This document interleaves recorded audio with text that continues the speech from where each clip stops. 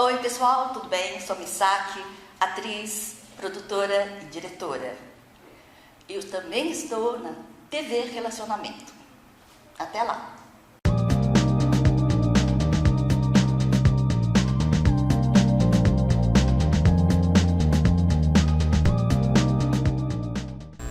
Olá internautas, iniciamos mais um programa Você é Top.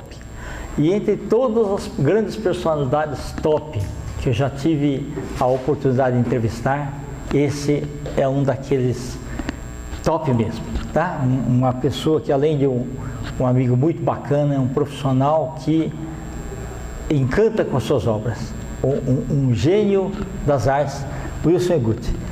Muito prazer em recebê-lo aqui, tá? Pô, obrigado, hein, que faz tempo que a gente não se vê, né? Verdade. Mas obrigado pelo elogio, hein? Valeu. Você é ótimo. Wilson, conta um pouquinho para os nossos internautas onde você nasceu e em que momento da sua vida que você começou a pensar em ou desenhos ou modelagem e tal, até virar seu negócio principal. Eu nasci numa cidade bem pequenininha, lá no Paraná. Hoje a cidade tem 5 mil habitantes. Precisa fazer uma estátua sua lá. Fala até o nome da cidade. Então, no passado eles eram mais habitados. Depois o pessoal foi mudando para cidade grande, né? Então ficou pequeno. Então eu nasci na cidade de Guaraci, Paraná. Okay, tá. E o meu sonho sempre foi desenhar, né? Então eu gostava muito de desenhar. Meu pai comprava os gibis da Disney, da Turma da Mônica, né? Tá. Então, mas naquela época era mais Disney, Brucutu, sobrinhos do Capitão, né? Sim. E aí eu ficava desenhando, todos eles, desenhava o dia inteiro. Saía da escola, eu chegava em casa, aí aquele tempo, Kenji, papel branco era um problema. Não tinha. Então, onde tinha papel branco? Na padaria ou no açougue. Sim. Então eu fazia questão de comprar o pão de manhã e comprar carne para pegar o papel. Aí quando o cara ia embrulhar o papel, eu falava assim, embrulhe assim para não sujar, né? A parte ele colocava várias, já sabia, né? Ele já colocava sempre um pouco a mais. Aí eu chegava em casa, eu já tirava os papéis que estava sujo, né? Deixava secar ali. Secar para desenhar, porque o papel sulfite que nem você hoje acha em qualquer papelaria, não existia, né? Não, e era difícil. Difícil. E fora as paredes, né? Que eu desenhava na parede da marcenaria inteira, né? Eu brigava com meus irmãos, o que eu fazia? Eu desenhava minha irmã de capeta, com chifrinho, sabe? Eu não era de brigar, né? E você aproveitava atrás dos cadernos, assim, alguma folha branca que ninguém tinha usado? Nossa, aproveitava tudo, né? E os cadernos meus eram assim, ó, se você pegasse o caderno de trás para frente, atrás era só desenho, né? Chegava uma altura que terminava o caderno, tinha que pegar outro, porque já estava mais da metade, só desenho. Que legal. Então aí o que aconteceu? Meu pai comprava a revista da Disney e dentro do gibi tinha um encarte, curso por correspondência, Escola Pan-Americana de Arte. Eu lembro. Lembra disso? Lembro. Não tinha escola assim, e era física. Por correspondência. Por correspondência. Aí o que eu fazia? Eu pegava aquilo lá e preenchia. Com o sonho de fazer o curso. Preenchia e guardava na gaveta. Porque era caro, né? Era caro. E a gente, você vê, aquele tempo, os recursos eram muito poucos, né? Exatamente. E ainda mais a gente estava numa fase difícil, que meu pai tinha uma fábrica de móveis e tinha dado 2 geadas seguidas na cidade, né? Então a lavoura acabou tudo, né? Então estava assim, muito difícil a situação. Tanto é que meu pai resolveu vender a marcenaria e sair da cidade. Então a gente foi primeiro para Assis Chateaubriand, moramos 4 anos em Assis Chateaubriand, Paraná. E aí de lá ele viu também que não tinha muita oportunidade. Aí ele falou assim, vou para São Paulo, né? Então, numa dessas que ele abriu minha escrivaninha, ele achou os gibis e viu lá tudo preenchido. Aí ele viu que o sonho meu era fazer o curso, né? E era em São Paulo, né? Entendi. Então por isso que ele escolheu vir em São Paulo. Aí quando eu cheguei em São Paulo, eu fui atrás do primeiro emprego e a primeira coisa que eu fiz depois de conseguir emprego é fazer o curso na Escola Pan-Americana de Arte, que já tinha escola física, lá na Rua Angélica. Ok, entendi. Aí eu fiz 2 anos lá, ganhei vários prêmios. Era um casarão, né? É um casarão. Casarão branco. Isso, você lembra disso? Eu fiz lá. Ah, fez? Só que eu fiz depois de velho, eu fiz com 30 anos de idade, uns 27 anos, eu fiz um básico lá com o professor Poser. Lá era o básico, depois ia lá na... Groenlândia. Não era Groenlândia, era ali na... Como chama aquela Perto rua da Brigadeiro, ali? né? Perto da Brigadeiro, mas não era ainda na Groenlândia. Esqueci o nome da rua ali. Então, e eu vi o Nico Rosso uma vez. Tinha o Manuel Vitor. Sim, Jaime Cortez. Eu tive aula com eles todos. Que bacana, entendi. Né? Mas era um sonho, né? Conhecer esses mestres. Eu colecionava, né, as revistas. Tinha lá o Gilberto Marque, Benício, tá. Jaime Cortez, tinha o José Lanzelotti, Exato, Martinez.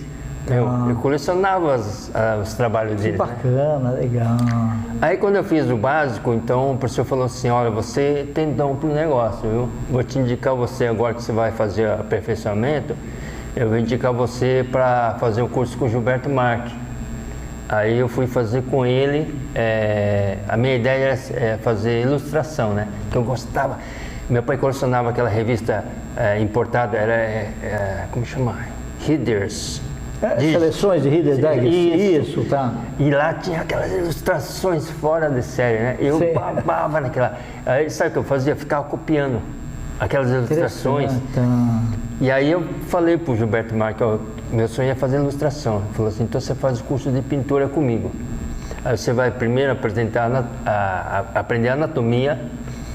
Aí a anatomia era assim, era um período, digamos, 2 meses. Aí eu terminava 2 meses, ele botava mais 2 meses para mim. Que bacana, para reforçar mesmo, reforçar. Né?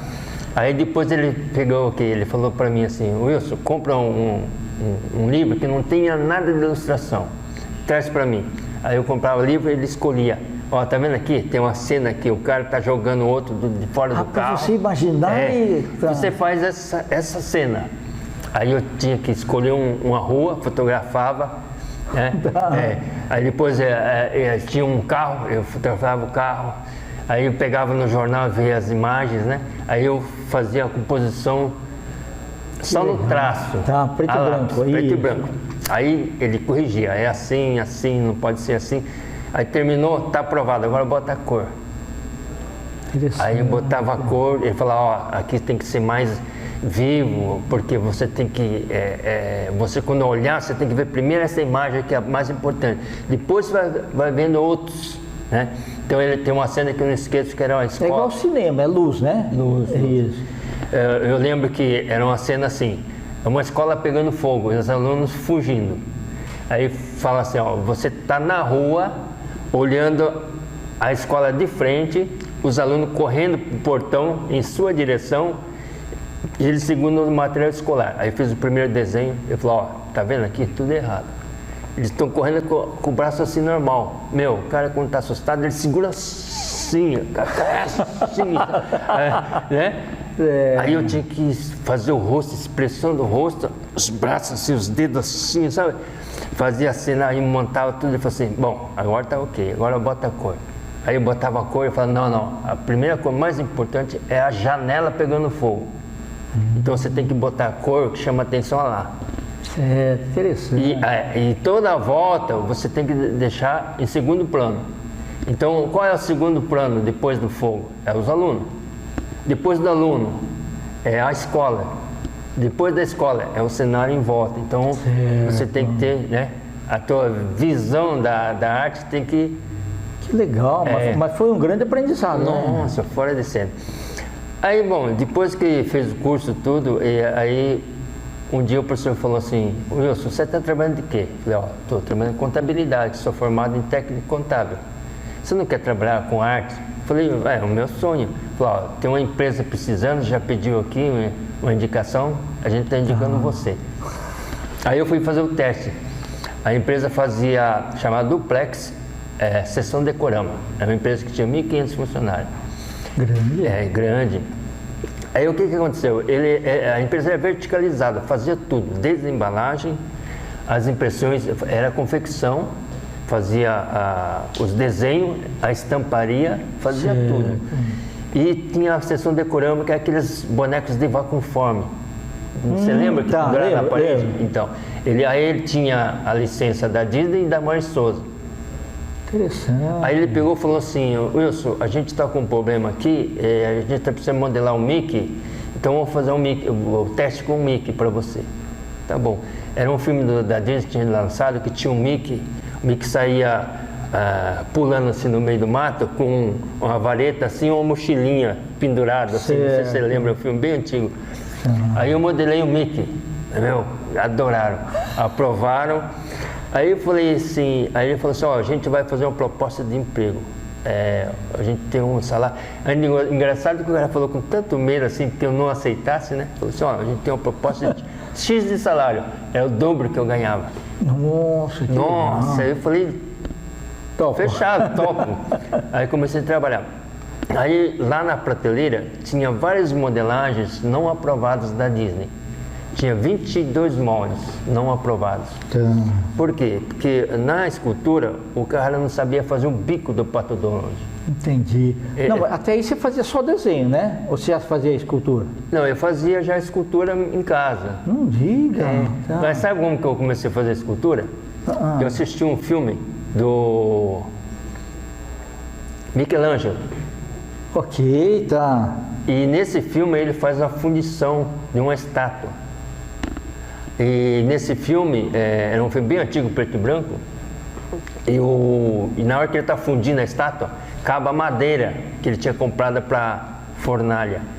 Aí o que ele começou a fazer? Começou a arrancar a janela da casa, o corrimão da escadaria, jogando tudo no fogo para não perder, porque são várias horas para chegar na temperatura, né? Que é perto de 1500 graus. Tá, isso pode ter sido até real, né? Não, é real. Isso é real, fato real. Aí ele consegue fundir, mas destrói metade da casa. E aí ele viu o processo que ele fez, né? Que ele fazia escultura em cera, enterrava na areia. Depois que enterrava na areia, ele jogava o metal derretia a cera e preenchia o espaço. E depois de esfriar, então eles davam acabamento. Aí o que eu fiz, baseado nisso? Eu fiz um tiranossauro Rex desse tamanho, em cera. Depois eu comprei gesso e fiz uma caixa e enchi de gesso. Aí peguei o fogão da minha mãe a gás e derretei toda a cera, então ele ficou toda oca. Aí meu pai tinha um monte de chumbada para pescaria. Sabe aquele chumbo que eu usei para pescaria? Aí eu perguntei pro meu pai, aquela chumbada lá, posso usar? Ele falou, pode usar. Eu derreti no fogão da minha mãe e fundi, saiu o dinossauro desse tamanho. Você derreteu o chumbinho? O chumbo, tudo, e fundiu o dinossauro, ficou um dinossauro tirando Rex desse tamanho. Esse foi a primeira referência para me pegar esse emprego aí nessa empresa do Plexo, né? Que quando ele falou, você já fez alguma estátua? Aí eu levei essa daí. O cara falou, caramba, você já fez uma? E você começou a corrigir aquelas lá que estavam então, o que aconteceu? Aí eu peguei o primeiro e corrigi. Chegou na Disney aprovado. Aí o dono ficou, eu falei assim, arruma outro. Tinha que pagar licença, né, para lá, né? Licença royalty, né? Aí eu fui arrumando um a um, consegui aprovar os 22 moldes, você acredita? E aí o que aconteceu? Aí comecei a fazer... Quantos anos você tinha nessa época lá? Eu tinha 20... Novinho ainda. 20 anos. Certo, que bacana. Aí o que aconteceu? Aí depois ele estava querendo fazer um chaveirinho assim, com a Disney. Então eles iam fazer o chaveirinho, era moldado em vacuumforme, cortado, depois colado. Só que, eles faziam um a um, né? Depois tinha que colar tudo na mão assim. E aí ficava fora do encaixe, né? Aí eu fiquei pensando, falei, será que não dá pra gente fazer um gabarito? Aí o que eu fiz? Eu fiz que nem um livro assim, com a dobradiça, 2 placas, fiz os furos para encaixar os discos, né, do chaveiro, e aí eu fiz assim, quando passava cola, fazia assim, dava certinho. Que legal. Porque era um gabarito, colava certinho. Aí o que eu fiz nos moldes para dar certo? Era um molde só que quando você vira assim, o que está do lado direito e do lado esquerdo inverte. Então o que aconteceu? Como era 4 peças, então ficava sempre a face de um diferente do outro lado. Sim, tá certo. Então, por exemplo, de um lado era Mickey, do outro lado era Minnie. Do outro lado, Pato Donald, do Margarida. explodiu de vender. Em aquele tempo, tinha acabado de chegar a Macro no Brasil. Ok. A Macro comprava, era de container daquilo lá para vender. Era um absurdo, vendia que nem... Aí o homem adorava, me levava, me bajulava pra caramba, né? Me levava. Aí ele tinha a parte de confecção também, né? Ele falou assim, Wilson, a gente tá lançando um lenço de cabelo, que tempo usava lenço de cabelo de mulher. Sim. E a gente trouxe uns padrões de fora e não encaixou aqui, ninguém gostou aqui no Brasil. Eu quero fazer uma linha, você tem alguma ideia? Eu queria assim algo ecológico. Aí eu falei, me explica como funciona. Aí ele explicou lá o lenço como era quadrado, assim grande, né? E aí tinha uns desenhos no contorno e um desenho padrão no meio. Tá. Aí eu falei assim, eu vou fazer um de tigre, né? Aí o que eu fiz? Eu fiz aqui num lado um tigre olhando para o lado direito, outro para o lado esquerdo. Aí nas 4 lados igual, repetido, né? Tá. Um para o lado e para o outro. E aí eu fiz um desenho quadrado assim com os frisos e no meio fiz o padrão da pele, que é aquelas manchas. Ok, tá. Explodiu de vender que não vencia a produção. Que bacana. Explodiu. Aí ele falou assim, faz outros. Aí eu fiz girafa. Ah, que bacana. Fiz zebra. Certo. Aí o homem, me carregava assim, né? Nossa, o homem ficou louco.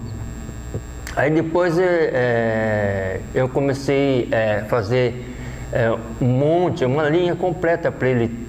Até tinha outra coisa engraçada. Naquele tempo, as cuecas eram samba canção. Não tinha essas cuecas que nem Exato. é hoje. Quando ele lançou as cuecas que nem é hoje, que ele trouxe de fora, não vendia. O pessoal falava assim, isso daí tá parecendo calcinha. Os homens falavam assim, eu não vou usar isso daí, parece uma calcinha. Então. Aí o que a gente fez? Ele falou assim, Wilson, a gente precisa fazer alguma coisa de homem, mas para chamar atenção. Você tem alguma ideia? Eu falei assim, eu tô com uma ideia, mas não sei se vai funcionar, né? Aí ele falou assim, não, faz aí. Aí eu fiz um desenho que era assim, tirando um sarro, né? Eu fiz sabe aqueles negócios de óleo, que é um aparelhinho que você aperta sem sair óleo? Sim. Aí eu fiz o desenho e coloquei assim, troque o óleo. Embaixo. Né? Tá. Aí fazia impressão na cueca. Você acredita que pegou esse negócio? Aí a gente fez várias frasezinhas, né? Eu esqueci as outras, mas era tudo assim, cômico, né?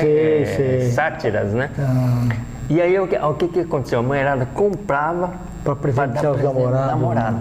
Então a menina estava afim do cara, vai. O que ele fazia? Comprava ele vinha meia dúzia na embalagem de cueca.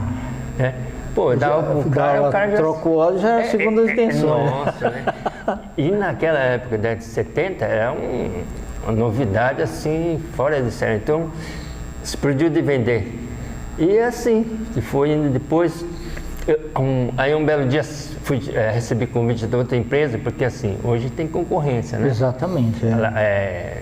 Esse industrial. Então o cara falou, não, a gente tem que trazer esse cara para cá. Aí eu recebi um convite, quase dobrando o salário de novo, aí eu mudei. Só que quando eu saí, a empresa que eu saí não tinha um substituto. Aí o cara chegou em mim e falou assim, mandou o cara me chamar e falou assim, Wilson, ele está querendo que você continue fazendo trabalho, mas você faz em casa então. Se você está empregado, está ganhando bem, você não pode fazer no... Aí eu pegava de bico, freelancer, fazia sábado, domingo. Aí meu salário foi cada vez melhorando mais, né? Perfeito. Aí depois foi em outras áreas. Aí a da ilustração da primeira escultura foi engraçado porque eu tinha feito a ilustração, comecei a fazer ilustração aerografada. Hoje faz tudo no computador. É verdade. Aquele tempo aerografado, então eu fazia para agências de publicidade. E aí um belo dia a agência me chamou para fazer uma capa de catálogo de uma indústria de brinquedos. Era Mini Brinquedos. Então tinha 2 empresas na época, Brasil Flex e Renoplast. Sabe aqueles saquinhos que você compra em aniversário? Sim. Que vem 20, 30 brinquedinhos mínimos, assim, de montar tudo? Sim. Então, aí o cara me chamou para fazer a capa de catálogo. Eu fiz a capa de catálogo, fiz uma ilha da fantasia. Onde tinha todos os brinquedinhos, eram personagens. Certo. Aí o homem adorou, ficou... Aí um belo dia me chamaram, eu já estava fazendo esses vários tipos de modelagem, da Disney, da Warner, aliás, Disney e Marisol, da Warner ainda não. Aí me convidaram para fazer uma exposição no MASP, com os quadrinhos. Na época, 84, que lembra que o Maurício Souza fez? Foi a primeira exposição de quadrinhos? Sim. Então eu fazia parte de uma associação que chamava Abrademe, que era de quadrinhos. Tá. Não sei se você conhece o Francisco Sato. Sim, sim. Então, ele era o presidente, e aí ele me chamou e falou assim: Guti, a gente vai fazer a exposição no máximo de quadrinho, vai vir lá o Samu Tezuka, vai vir o Maurício Souza, e você tem os produtos que você fez de quadrinhos, então a gente vai colocar você como o único que faz esculturas para exposição. Né? Aí eu fui lá participar. Aí depois que eu fui atrás dessas artes, o dono dessa fábrica de brinquedos falou assim: puxa, você não consegue fazer esculturas também? Eu falei: consigo. Porque, olha, eu trago da Itália, custa uma nota, eu tenho muito problema de alfândega, eles apreendem às vezes, ou botam imposto lá altíssimo, mas não é muito caro para mim. Eu falei: ó, aí ele falou: você tem alguma coisa? Aí eu levei de novo o tiranossauro. Ah, legal. Você guardou até hoje o tiranossauro? Não, você acredita que numa mudança, alguém jogou fora. Aquilo lá era para mim era sabe, sim, é um talismã, né? Talismã, Talismã. Bom, eu levei lá, ele falou: nossa, então você consegue fazer. Aí eu comecei a fazer para eles mini brinquedos. Então eu fiz carrinho, fiz homenzinho, índio, pirata, fazia. E aí todo aniversário que eu ia, via lá os brinquedinhos, né? Eu falei: caramba, eu que fiz esse daí, né? Nossa, é maravilhoso. Aí começou a entrar o quê? Aí eu fiz os Trapalhões, aí quando eu fiz os Trapalhões, aí eu conheci a Mimo, né?